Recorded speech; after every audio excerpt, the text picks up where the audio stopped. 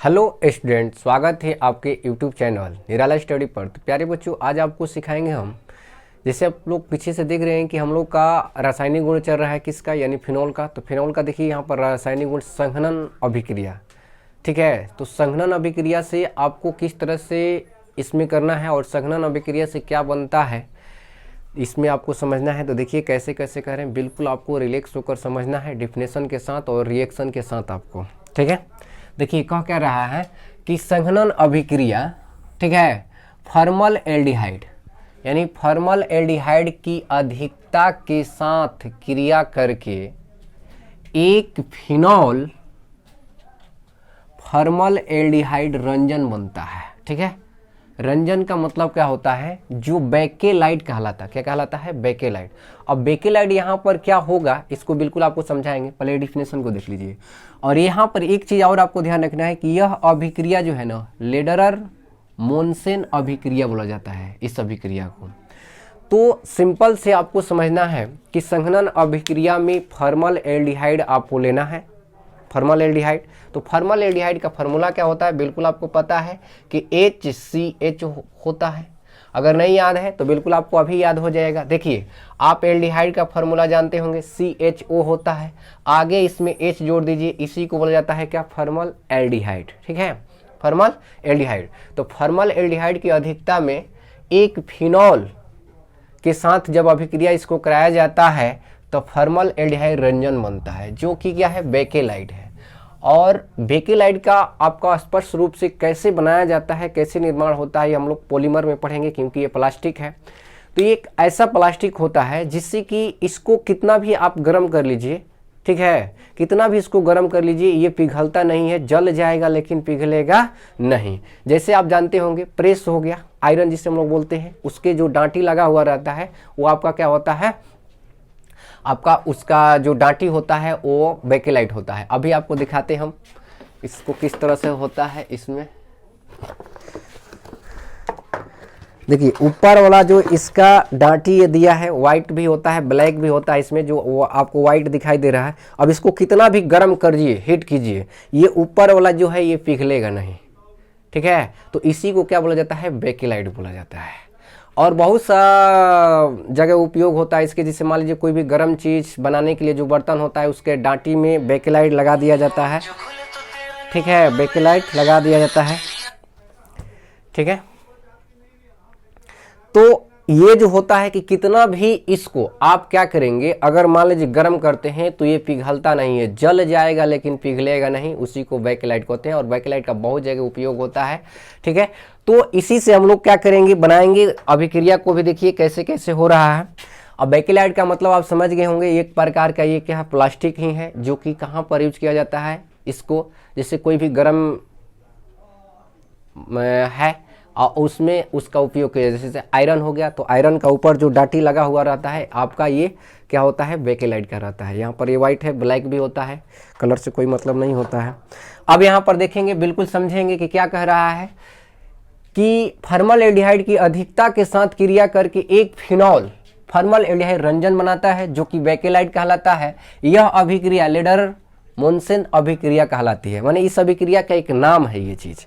अब आइए इसको बिल्कुल सिंपल से आपको क्या करना है, इस अभिक्रिया को देखना है कि ये अभिक्रिया कैसे कैसे होती है और किस प्रकार के होती है, ठीक है। तो देखिए सबसे पहले हम लोग क्या करेंगे, फिनॉल को लेंगे, बिल्कुल सिंपल से। फिनॉल का क्या होता है, आपको बिल्कुल फार्मूला याद है कि फिनॉल का क्या होता है। तो फिनॉल में सिंपल से एक यहाँ पर आपका हो गया क्या, बेंजीन, ध्यान देंगे क्या हो गया, बेंजीन। और इसी में हम लोग क्या करते हैं, एक कहीं पर OH लगा देंगे, कहीं पर नीचे या ऊपर, तो इसी को बोला जाता है फिनॉल। इसमें आपको क्या करना है, ध्यान दीजिए, इसमें आपको लेना है फॉर्मल एल्डिहाइड। तो फॉर्मल एल्डिहाइड का फार्मूला क्या होता है, गौर से देखिए, HCHO होता है, HCHO होता है। बिल्कुल इसको याद कैसे रखेंगे, एल्डिहाइड का आपको पता है क्रियात्मक समूह CHO होता है, H आगे लगा दीजिए, फॉर्मल एल्डिहाइड हो जाएगा आराम से। अब इसमें H पर प्लस यानी अम्ल की उपस्थिति में इसको क्या करेंगे, अब हम लोग गर्म करेंगे। तो गर्म करेंगे तो देखिए क्या बनेगा और कैसे बनेगा, बिल्कुल सिंपल से। एक बात यहाँ पर सोचिए कि क्या इसको हम लोग ऐसे भी लिख सकते हैं, कार्बन एगो है, हाइड्रोजन क्या है, 2 गो है, और O क्या है, एगो है। तो इसको ऐसे भी क्या कर सकते हैं हम लोग, बिल्कुल सिंपल से इसको लिख सकते हैं। अब देखिए ये फिनॉल है, तो फिनॉल पढ़कर क्या होता है, यहाँ पर अर्थो है, आपको पता है एक OH के रिस्पेक्ट में 1,2 जब होता है तो क्या होता है, अर्थो होता है, बिल्कुल ये आपको पता होगा। अब यहाँ पर 1,4 के लिए पैरा होता है, और फिर इसके रिस्पेक्ट में एक और आएंगे हम लोग कितना, 2, तो यहाँ पर आपका क्या हो जाएगा, अर्थो हो जाएगा। तो यहाँ का जो होता है पर प्यारे बच्चों, ये इसको आप इस तरह से लिख सकते हैं, बिल्कुल लिख सकते हैं। यहाँ पर आपका क्या हो गया, H+ का मतलब कोई भी अम्ल की उपस्थिति में कराया जा रहा है, और ये अधिकता में रहेगा। अधिकता के मतलब यहाँ पर आप 3 टाइम कर लेंगे, तो यहाँ पर भी आपका क्या हो जाएगा। इसी चीज़ को यहाँ पर हम क्या कर रहे हैं, आपको सिंपल भाषा में समझाने की कोशिश कर रहे हैं। अब देखिए यहाँ से ये यहाँ पर आपका H है, यहाँ पर भी H है, यानी सभी जगह पर यहाँ पर H है, लेकिन कहाँ का एक्टिव होता है, हाइड्रोजन यानी अर्थो और पैरा पके। तो अर्थो पैरा पर ये वाला जो चीज़ है, ये वाला देखिए, ये यहाँ पर आकर क्या हो जाएगा, जुड़ जाएगा, बॉन्ड ब्रेक होगा, और ये H ऑक्सीजन के साथ आ जाएगा, और यहाँ पर क्या हो जाएगा, कार्बन जुड़ जाएगा। तो इस तरह से आपको क्या करना है, समझना है बिल्कुल से कि कैसे कैसे हम कह रहे हैं और किस तरह से आप समझ पा रहे हैं, बिल्कुल आप समझने की कोशिश कीजिए। तो देखिए क्या बनेगा यहाँ पर, बिल्कुल यहाँ पर देखिए इस तरह से आप पहले बेंजीन को बना लेंगे, ठीक है, बेंजीन बन गया है हम लोग का, और यहाँ पर आपका OH को कोई छेड़छाड़ नहीं करना है, ठीक है। अब यहाँ पर देखिए बिल्कुल ये CH2O कितने बार आया है, 3 बार आया है, तो एक बार यहाँ पर जोड़ देंगे CH2O, यहाँ का जो H है इसी के साथ लग जाएगा, तो यहाँ का H यहीं पर लग जाएगा।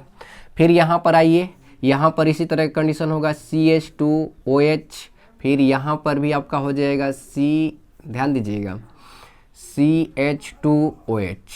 बिल्कुल आप समझ गए होंगे कि कैसे कैसे हम लोग जोड़े। देखिए कुछ किए नहीं हम लोग, इसको इस तरह से लिख दिए हैं CH2O, और यहाँ पर हम इसको जोड़ रहे हैं, तो यहाँ पर जोड़े तो यहाँ पर हो गया CH2O, और यहाँ का H एक लग जा रहा है, ठीक है, बिल्कुल सिंपल से। तो ऐसा ही कर रहे हैं इधर हम लोग, तो यहाँ पर क्या था, H था।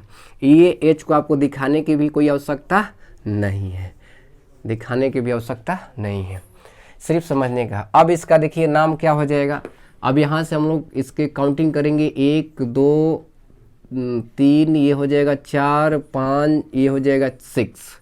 तो अब यहाँ पर देखिए इसका कॉमन नाम क्या होगा, जैसे आपको पता होगा कि यहाँ पर ये कार्बन जो है साइड चेन में आ गया है, और OH भी क्या आ गया है, साइड चेन में। तो जब साइड चेन में OH आ गया तो इसका परफिक्स लिखाता है, परफिक्स के कहें तो मतलब उपसर्ग। तो ऐसा कंडीशन आप देखिए कितने बार आ रहा है, 1 2 3 बार आ रहा है। तो एक ही जैसा अगर आपको 3 बार मिलता है तो इसको क्या लिखा जाता है, ट्राई लिखा जाता है। तो देखिए इसको कैसे हम लोग लिखेंगे और कैसे कैसे कह रहे हैं, बिल्कुल आपको आराम से समझना है।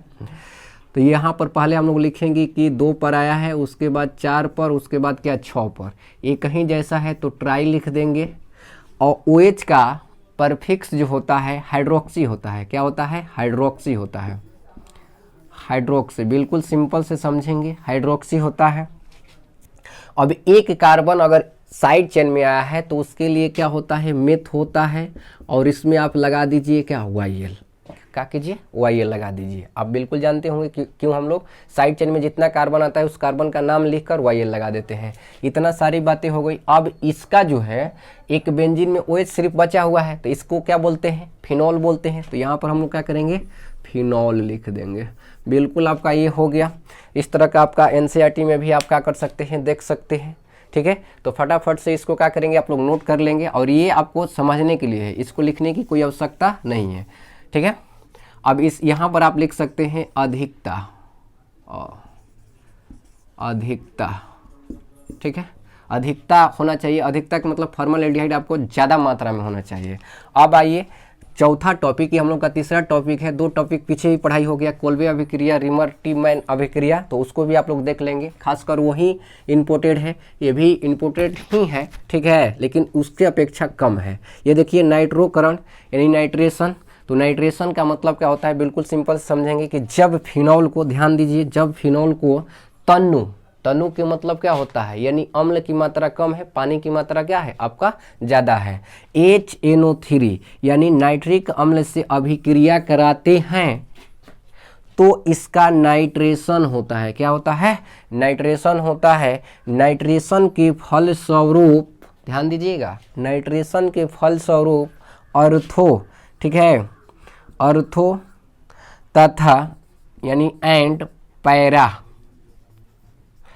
अर्थो एंड पैरा नाइट्रोफिनॉल क्या होता है? प्राप्त होता है। क्या होता है? नाइट्रोफिनॉल। तो इसी को आइए बिल्कुल हम लोग सिंपल से प्राप्त करते हैं कि कैसे कैसे ये हो रहा है। और ये वीडियो आपको शुरू से लास्ट तक देखना है, क्योंकि इसमें 4 कंसेप्ट आपको हम पढ़ाएंगे यहाँ पर, ठीक है। एक संघनन हो गया, नाइट्रोकरण हो गया, इसमें हम लोग जिंक चूर्ण के साथ भी अभिक्रिया देखेंगे जो कि बहुत बार पूछा है रिएक्शन को, और ऑक्सीकरण देखेंगे। तो चलिए फटाफट से इसको देखिए। अब इसमें आपको क्या करना है, एक फिनॉल को लेना है, ध्यान दीजिए, देख लीजिएगा, इधर आ रहा है ना।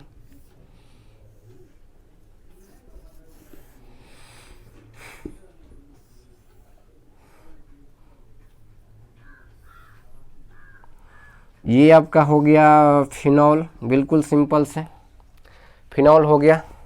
अब इसमें आपको करना क्या है, इसमें नाइट्रिक अम्ल लेना है, HNO3 यानी तनु HNO3 नाइट्रिक अम्ल, ध्यान दीजिएगा।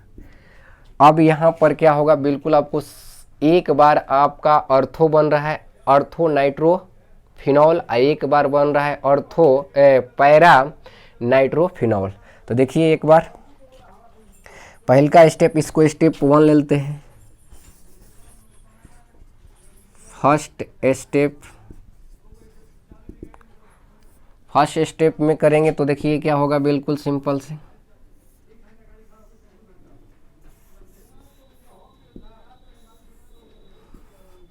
यहाँ पर OH रहेगा, यहाँ पर आपका क्या हो जाएगा, नाइट्रो आ जाएगा। ये देखिए 1 और 2 हो गया, तो इसका नाम क्या हो जाता है, यानी आपका हो जाएगा 2, चाहे अर्थो लिख दीजिए, अर्थो नाइट्रोफिनॉल।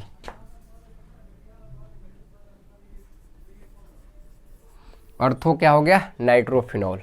अब एक बार यहाँ पर जुड़ा है और एक बार यहाँ पर जुड़ेगा, ठीक है। तो दूसरे स्टेप में भी इसको फिर लेकर आप दिखा सकते हैं, या प्लस में यहीं पर भी आप क्या कर सकते हैं, दिखा सकते हैं। देखिए कैसे,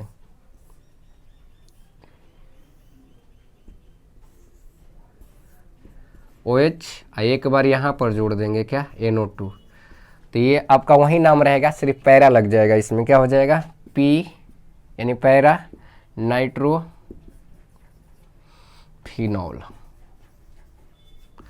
तो प्यारे बच्चों देखिए कैसे कैसे हम कह रहे हैं, यहाँ पर आपको थोड़ा सा समझने की बात है। ये हो गया हम लोग का एक स्टेप, यहाँ तक भी एक बार लिख सकते हैं। फिर इसको लेंगे फिनॉल, फिर नाइट्रिक अम्ल लेंगे और तब इसको बनाएंगे, या ऐसे भी अगर आप एग्जाम में बनाते हैं तो बिल्कुल आपका क्या है, सही है। तो चलिए उम्मीद करते हैं कि यहाँ तक की सारी बातें आप लोगों को समझ में आ गई होगी। अब हम लोग चलते हैं, ये चौथा हो गया, 5वां और 6वां देख लीजिए, छोटा छोटा और 2 गो है, ज़्यादा टाइम नहीं लगेगा। जिंक चूर्ण के साथ अभिक्रिया, इसको तो प्यारे बच्चों देखिए यहाँ पर बिल्कुल सिंपल से, और ये रिएक्शन जो है, रिएक्शन भी कई बार पूछा हुआ है, पूछता भी है। जिंक चूर्ण के साथ अभिक्रिया, या इसी को जिंक चूर्ण के यश दरज भी कहा जाता है। क्या बोला जाता है, यश दरज, ध्यान रखेंगे, NCERT में आपको मिल जाएगा कि जिंक चूर्ण के बोला जाता है यश दरज। अब देखिए जिंक चूर्ण के साथ अभिक्रिया, जिंक चूर्ण के साथ फिनॉल का श्रावण करने पर बेंजीन प्राप्त होता है। क्या प्राप्त होता है, बेंजीन प्राप्त होता है। तो बिल्कुल देखिए इसको कैसे हम लोग करेंगे, रिएक्शन इसका कैसे पूछता है।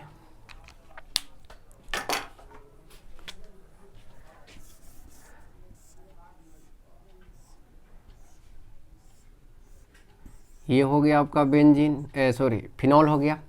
और फिनॉल में आपको क्या करना है, जिंक लेना है, जिंक। अब देखिए ये जो जिंक है ये ऑक्सीजन के साथ बाहर निकल जाएगा, सिर्फ ऑक्सीजन यहाँ से निकलेगा। तो ऑक्सीजन के साथ बाहर निकलेगा तो देखिए क्या होगा, बिल्कुल सिंपल से आपका बचे जिंक ऑक्साइड तो बाहर निकल गया ZnO बनकर, अब प्लस में क्या बच गया आपका, सिर्फ बेंजीन बच गया। देख लीजिए क्या बन गया, बेंजीन बच गया। तो इसीलिए कहा जाता है कि जिंक चूर्ण, अगर फिनॉल है आपके पास तो फिनॉल में क्या करेंगे, जिंक चूर्ण को अगर डालेंगे, श्रावण करेंगे तो जिंक और ऑक्साइड अभिक्रिया करके जिंक ऑक्साइड बन जाएगा और बाहर निकल जाएगा, सिर्फ आपका क्या बन जाएगा, बेंजीन बन जाएगा, सिर्फ क्या बन जाएगा, बेंजीन। अब इसको ऐसे भी आप देख सकते हैं, बिल्कुल सिंपल से देखिए, फार्मूला के भी बेस पर, जैसे C6H5OH हो गया, ध्यान दीजिए OH। अब प्लस में यहाँ पर लेंगे जिंक, तो यहाँ पर क्या होगा, वही चीज़ आपको बता रहे हैं, यहाँ से ऑक्सीजन जिंक के साथ बाहर निकल जाएगा, जिंक के साथ क्या हो जाएगा, बाहर निकल जाएगा, तो क्या बन जाएगा आपका ZnO बन जाएगा। ठीक है, अब देखिए यहाँ पर हम लोग के पास क्या है, C6H5 था, तो ये भी तो एक H है, तो ये एक H यहाँ पर क्या हो जाएगा, जुड़ जाएगा, तो कितना हो जाएगा, 6 हो जाएगा। तो बेंजीन का बिल्कुल आप लोग जानते हैं यही फार्मूला होता है। अब चलिए हम लोग फटाफट से 6 नंबर भी देख लेते हैं और इसी पर हम लोग इस सेशन को समाप्त करेंगे वीडियो को। तो देखिए, फिनॉल की क्रोमिक अम्ल द्वारा, क्रोमिक अम्ल का मतलब उसमें क्रोमियम होना चाहिए, ध्यान रखेंगे, फिनॉल के क्रोमिक अम्ल द्वारा ऑक्सीकरण से संयुग्मित डाई कीटोन बनता है। संयुग्मित यानी संयुग्मित का मतलब जुड़ जाता है और डाई कीटोन बनता है, ध्यान दीजिएगा, जिसे बेंजोक्विनोन कहते हैं। वायु की उपस्थिति में फिनॉल धीरे धीरे गहरे रंग के क्विनोन के मिश्रण में ऑक्सीकृत हो जाता है। धीरे धीरे क्या हो जाएगा, क्विनोन के रूप में मिश्रित हो जाता है, ऑक्सीकृत हो जाता है, मिश्रण होकर क्या हो जाएगा, ऑक्सीकृत हो जाएगा। देखिए इसको बिल्कुल सिंपल से। अब इसका भी देखिए, हम इसको ऊपर ही बना देते हैं, आपको ऊपर वाला आप लोग नोट कर लेंगे, स्क्रीनशॉट ले लेंगे फटाफट से। अब देखिए यहाँ पर ही इसको हम बनाएंगे ऊपर, क्योंकि नीचे जगह नहीं है ज़्यादा, तो चलिए इसको देखिए यहाँ पर ही बनाएंगे। इसका एग्जाम्पल हम ऊपर, तो कैसे कैसे कर रहे हैं बिल्कुल आपको सोचना है और एक बार में ही आपको याद हो जाएगा, याद करने में कोई बड़ी बात नहीं है। यहाँ पर आप फिनॉल ले लीजिए, बार बार हम लोग फिनॉल क्यों ले रहे हैं, क्योंकि फिनॉल का ही रासायनिक गुण हम लोग देख रहे हैं, ठीक है, फिनॉल का ही रासायनिक गुण देख रहे हैं, तो फिनॉल आएगा ही आएगा। यहाँ पर ये हो गया OH, अब प्लस चाहे एरो के चिन्ह पर ले लीजिए, इसमें लिया जाता है सोडियम Cr2O7 यानी सोडियम डाइक्रोमेट, ये इसीलिए कह रहा है कि क्रोमिक अम्ल, ठीक है, और इसमें आपको लेना है H2SO4। अब देखिए बिल्कुल सिंपल से क्या बनता है, कैसे बनता है, बिल्कुल आराम से ये आपका बन जाएगा, ध्यान दीजिएगा, यहाँ पर O और नीचे भी आप O लिख लेंगे, दोनों साइड में, अपोजिट साइड में। अब इसको डबल बॉन्ड कर दीजिए, इसको भी, तो इस कार्बन के देखिए 4 गो बॉन्ड आपका हो गया। अब यहाँ पर नहीं हो रहा था, इसको डबल बॉन्ड, इसको डबल बॉन्ड, इसी को बोला जाता है बेंजोक्विनोन। क्या बोला जाता है, ध्यान देंगे,